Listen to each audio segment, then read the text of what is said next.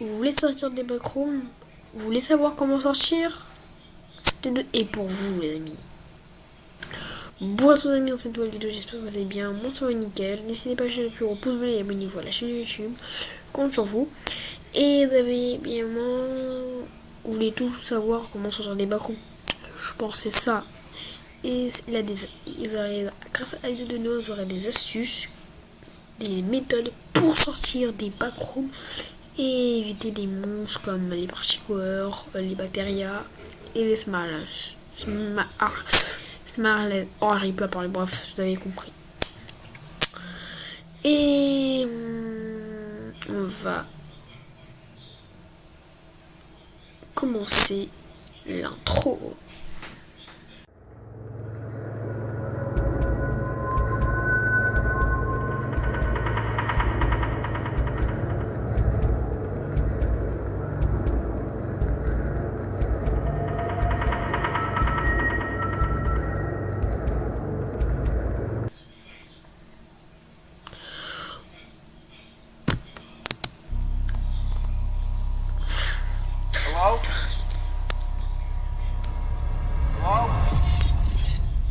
Comment survivre si on se retrouve piégé dans les backrooms? C'est le sujet de la vidéo aujourd'hui. Et je vous préviens, vous n'êtes pas prêts pour cet énorme documentaire qu'on a réalisé autour des backrooms. Il y a un mois, je vous ai sorti cette vidéo. 365 jours dans les backrooms. Vous aviez adoré, vous aviez tout défoncé en termes de stats. Alors aujourd'hui, un mois plus tard, me voilà de retour pour vous reparler d'un des sujets qui vous a le plus passionné ces 10 dernières années. Les backrooms. D'ailleurs, petite information, cette vidéo est basée sur les recherches de The Film Theorist, Dan Plan et Monsieur Mirage. Leur chaîne se trouve en description. Imaginez-vous coincé dans un labyrinthe infini, rempli de couloirs déconcertants et de pièces étranges avec des monstres qui vous poursuivent. Ouais, ça fait froid dans le dos. Certains sont tombés dans ces endroits irréels et n'en sont jamais sortis. Pire encore, ils continuent de se promener et de se cacher dans ces backrooms en allant de niveau en niveau, qui n'en finissent pas. Alors aujourd'hui, tout le monde se demande comment survivre dans l'immensité des backrooms. Comment échapper aux monstres qui veulent vous décapiter. Comment trouver la porte de sortie. Messieurs, dames, voici un énorme documentaire pour vous donner toutes les pistes et astuces pour sortir des backrooms et pour vous échapper si un jour vous êtes piégé à l'intérieur. Pour comprendre tout ça, revenons un peu en arrière. Il faut d'abord comprendre l'origine des backrooms. Laissez-moi vous parler de l'histoire fascinante des backrooms, un phénomène qui s'est fait connaître sur internet ces dernières années. Elle raconte l'histoire de l'endroit accessible en se nocipant. Terme de référent au de traverser un mur ou une section d'un jeu vidéo. De réalité, cet endroit est considéré comme une dimension parallèle vide à plusieurs niveaux connectés entre eux en utilisant pratiquement tous les statistiques liminales ou liminaires, c'est-à-dire des espaces posés des caractéristiques telles que les grandes ça n'arrive pas à voir, l'eau est répétitive, donnant une sensation déjà vue de tout ce qu'il y a. Et après, voilà. En fait, et évidemment, je vous ai pas dit, les backrooms, cette pièce jaune, avec plein de couloirs jaunes, est venue dans un site, qu'est-ce qu'il a dit, Noah, donc 4chan. Tout a commencé en 2019 sur le forum 4chan, lorsqu'une simple image d'un couloir jaune pâle a été 4chan ou 4chan, un peu la même chose, voilà. Postée, accompagné d'un texte inquiétant. Ce message évoquait un endroit étrange, une sorte de dimension parallèle, faite de pièces vides et monotones, où règne une ambiance oppressante et des dangers insoupçonnés. Cette idée a immédiatement intrigué toute la sphère d'internet. Des artistes ont même développé un jeu vidéo permettant d'explorer ces backrooms mystérieuses. Mais c'est en 2022 que le phénomène a véritablement explosé, grâce à une série de vidéos postées sur la chaîne de Kane Pixel. Vous en avez certainement déjà entendu parler, la plupart des vidéos cumulent des millions de vues. On y voit un youtubeur lambda en train de faire un vlog quand soudain, il tombe dans quelque chose qui s'apparente à être les backrooms. Alors c'est quoi les backrooms ? Selon certains, ça serait une pièce hors du temps, une dimension parallèle, accessible uniquement par un processus appelé no-clip. Ce terme signifie traverser, et c'est exactement ce qu'il faudrait faire pour accéder à cet endroit étrange. Imaginez. Celle-là, c'était la petite définition. Donc retenez bien pour que vous compreniez bien la vidéo. Vous, en train de vaquer à vos occupations comme si de rien n'était, lorsque soudain, comme dans un rêve, vous tombez et traversez le sol. Vous atterrissez alors dans un endroit inconnu, aux murs jaune pâle, à la moquette moisie et au silence assourdissant, perturbé uniquement par un léger bourdonnement désagréable. Au début, vous ne prêtez pas attention à ce bruit, mais plus le temps passe, plus il devient insupportable. Vous explorez cet endroit, ne trouvant que des murs, des tapis humides et un éclairage fluorescent. Peu à peu, l'environnement commence à vous faire tourner en rond et des hallucinations apparaissent. Mais ce n'est pas le fruit de votre imagination. Car dans les backrooms, il y a tout un chapitre dans cette enquête à ce sujet-là. Il existe des sortes de choses. On appelle ça des créatures, des objets non identifiés, j'en sais rien, bref, il y a des trucs chelous qui se baladent à l'intérieur des backrooms. Et on va apprendre comment les esquiver d'ailleurs. D'ailleurs, vous pensiez que les backrooms n'étaient qu'un simple couloir jaune monotone? Non, pas du tout. C'est que le début d'un voyage à travers de nombreux autres niveaux. Ce niveau, au mur jaunâtre, appelé le niveau 0, n'est que la porte d'entrée des backrooms. Une fois franchi, vous devrez survivre avant de pouvoir accéder à une petite sortie, à un escalier, menant au niveau 1. Si vous voyez cet escalier, c'est que vous avez réussi à échapper au premier niveau. Les backrooms ont des centaines de niveaux à explorer, chacun plus étrange que le précédent.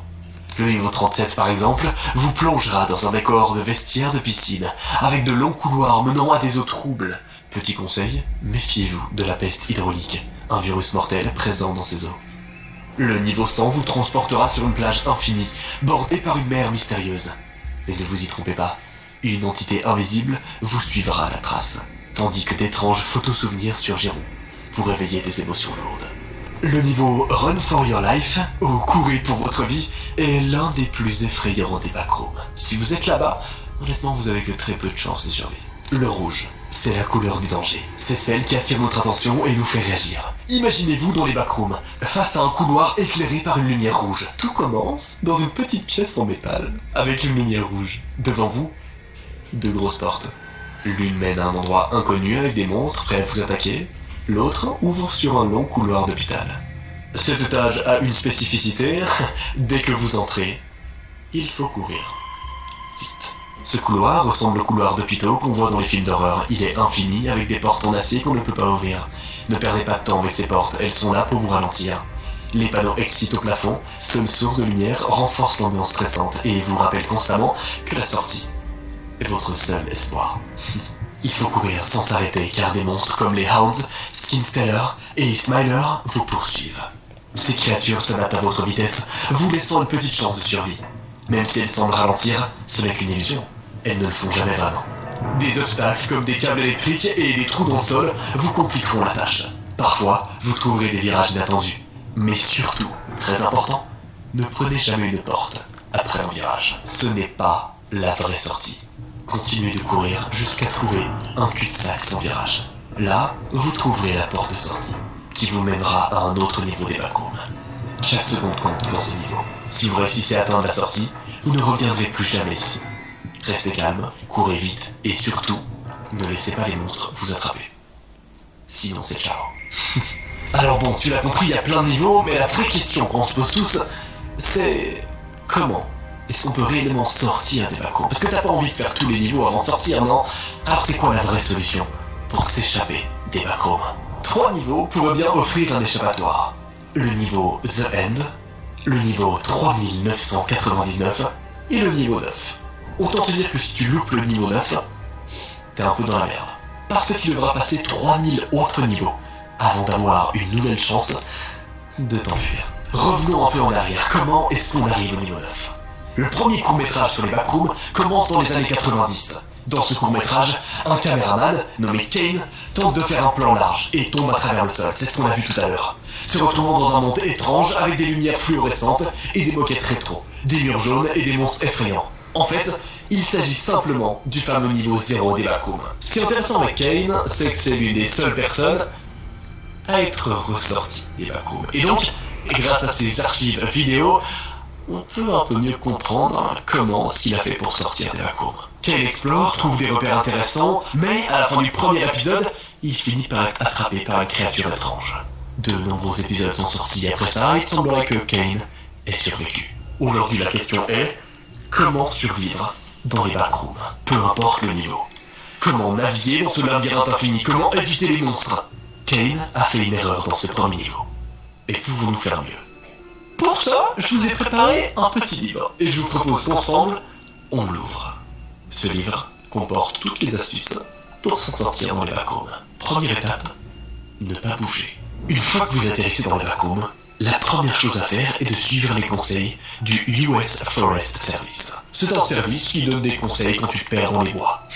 Il suggère que lorsque vous vous perdez dans les bois ou dans une grotte, vous ne bougez pas du tout, à moins d'avoir une raison précise de le faire. En gros, vous vous asseyez, vous ne paniquez pas, vous évaluez la situation et les outils dont vous disposez, et vous restez où vous êtes. Peut-être que les gens finiront par vous chercher, et qu'en bougeant, vous perturberez leur stratégie. Bref, à force de paniquer, de courir et d'avancer sans plan d'attaque clair, vous ne faites que vous perdre de plus en plus, et vous compliquez la tâche à ceux qui veulent vous retrouver. Et d'ailleurs, c'est clairement la première erreur de Kane, qui lui va juste se mettre à paniquer et à courir partout. Il n'avait aucun plan. Il errait simplement sans but et se dirigeait vers ce qui semblait intéressant. Cela signifie que, lorsqu'il a commencé à être poursuivi par le monstre des backrooms, il n'avait aucune idée de son environnement et s'était retrouvé dans une impasse. Il a eu énormément de chance de s'en sortir. La deuxième étape que j'ai notée dans ce super livre, c'est se servir de sa main droite. Alors je sais, ça te paraît très bizarre, mais écoute bien.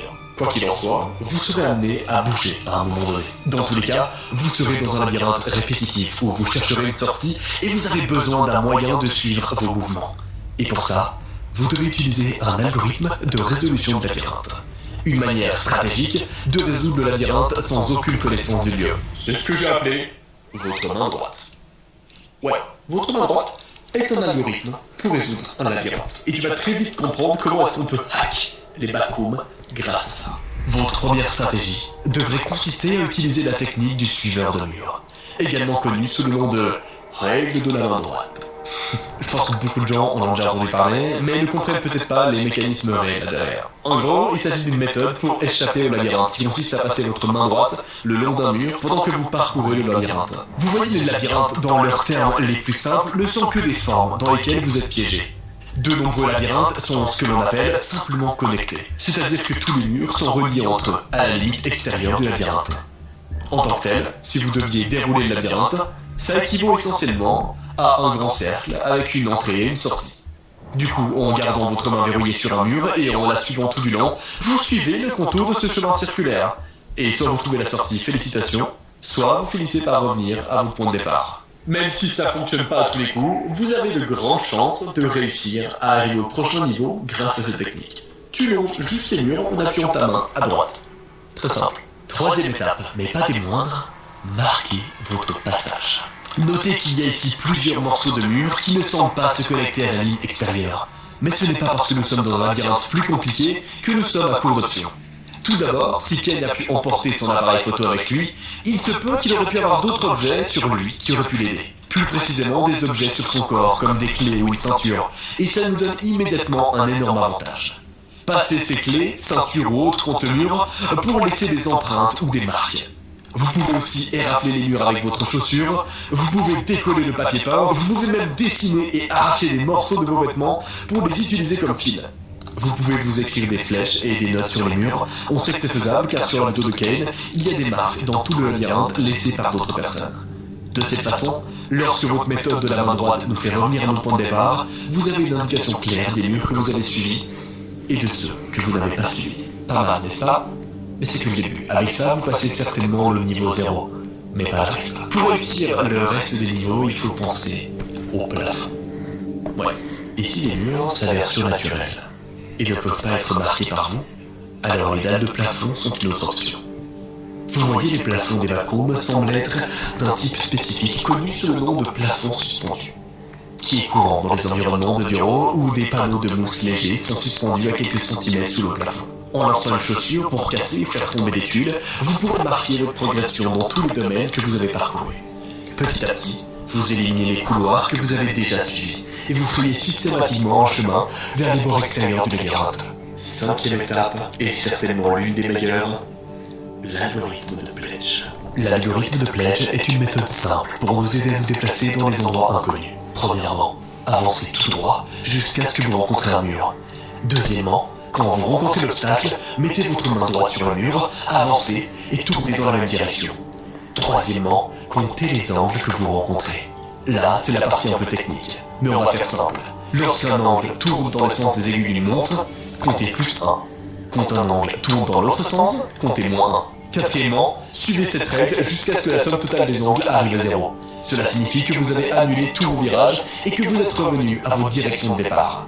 À cette étape, reprenez le processus depuis le début. Même si c'est pas toujours le chemin le plus court, il est très pratique pour éviter de se perdre dans les endroits compliqués. Surtout, il permet de connaître les recoins de l'endroit dans lequel vous êtes. En plus, il vous donne 2 avantages. Vous pouvez perdre de monstres qui vous suivent et vous cherchent pour vous dévorer. En fait, il vous suffit de le conduire vers des endroits où les murs ne sont pas connectés. De cette façon, vous pouvez le perdre et continuer votre stratégie. En gros, au lieu d'emprunter un chemin droit où la créature a juste à vous suivre, prenez un chemin sur lequel vous pouvez aller dans de multiples directions. Comme ça, eh bien la créature a genre une chance sur 3 de vous suivre, s'il y a 3 chemins, etc. C'est très intéressant. Cette séquence de portes répétées que Kain a franchie en fournit un excellent exemple.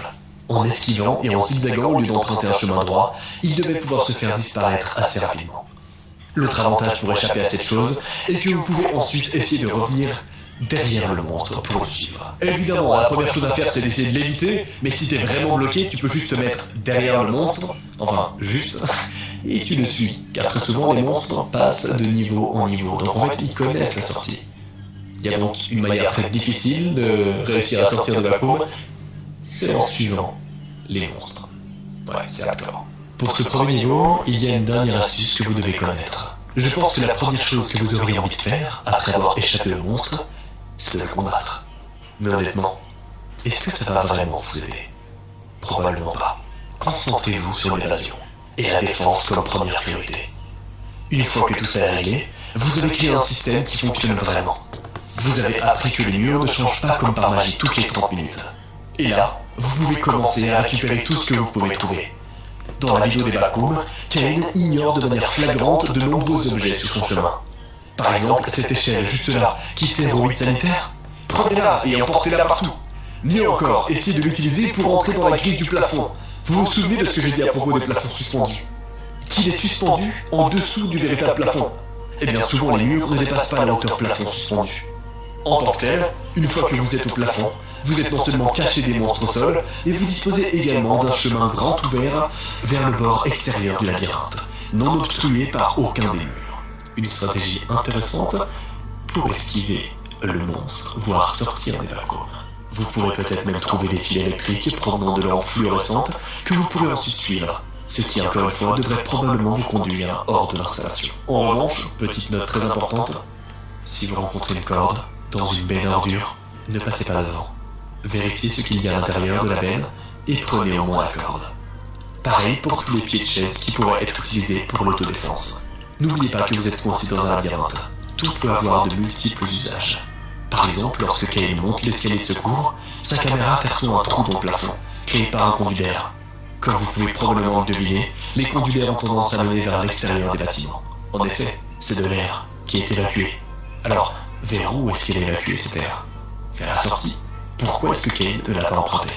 Bien sûr, c'est pas garanti que vous allez réussir à sortir, mais c'est déjà un bon départ. Alors à ce niveau-là de l'enquête, on pourrait se dire, ok, on a toutes les astuces pour sortir du niveau 0, mais il y a 3900 niveaux à passer. Alors comment est-ce qu'on fait pour les autres niveaux? Eh bien globalement, il y a certaines règles qui valent partout. Et les voici. Bien que les Bakum soient populaires depuis près d'une demi-décennie, la majorité des téléspectateurs ont à peine effleuré la surface. La complexité des Bakum n'a pas de limite et continue de s'agrandir. Mais quelle serait la meilleure ligne de pensée logique pour naviguer et éventuellement échapper à cette folie? Plutôt que d'abandonner, il existe en fait un principe complètement nouveau qui peut être suivi pour naviguer et résoudre. Non seulement le célèbre niveau 0, comme on vient de le voir, mais aussi de nombreux autres niveaux. Pour comprendre cette astuce, vous devez connaître un terme qu'on a abordé un petit peu plus tôt, le terme de no-clip. No-clip, c'est un terme qui définit globalement le fait de traverser un environnement.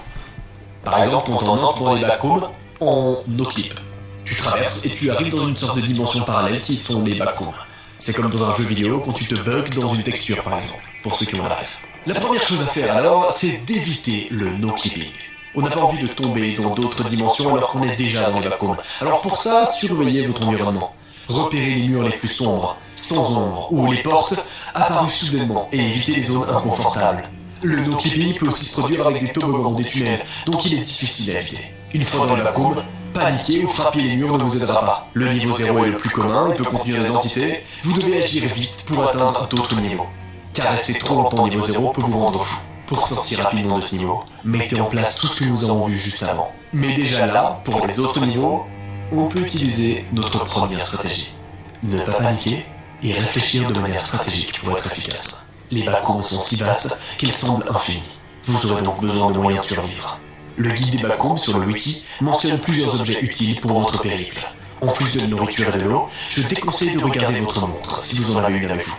Le temps peut fonctionner différemment dans les vacuums, mais c'est pas le seul problème. Savoir depuis combien de temps vous êtes là pourrait vous rendre fou en réalisant que les gens dehors vous croient mort. Et pour être efficace, on a dit qu'il fallait à tout prix garder son calme. Même si vous êtes tombé dans les vacuums sans rien, tout n'est pas perdu. Si vous parvenez à quitter le niveau 0, vous atteignez le niveau 1, aussi appelé zone habitable, où vous trouverez de l'eau et de l'électricité en abondance. Le niveau 1 est relativement sûr, même si vous devez rester vigilant face aux entités. Profitez de ce niveau pour rassembler les fournitures indispensables, sacs à dos, articles médicaux, lampes de poche et gourdes. Je vous recommande de rester ici, jusqu'à ce que vous soyez bien équipé. Même si ça ne vous garantit pas une sortie, ça vous aidera pour la suite. Même si cette zone est habitable, elle comporte de nombreux dangers, surtout si les lumières s'éteignent. Sachez que vous pourriez rencontrer d'autres aventuriers ou entités dans les vacuums. D'ailleurs, on ne le dit pas assez souvent, mais autant dans le niveau 1 que dans les autres niveaux, les autres humains présents dans les vacuums sont une des plus grosses menaces. Car ils ont envie de survivre. Et que fait un mec quand il a envie de survivre? Il n'hésite pas à tuer.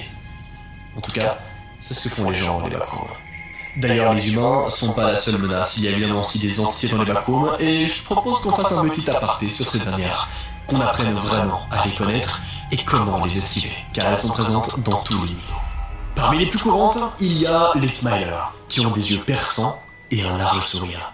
Ils se cachent dans l'obscurité et ils sont connus pour se fondre dans les ombres.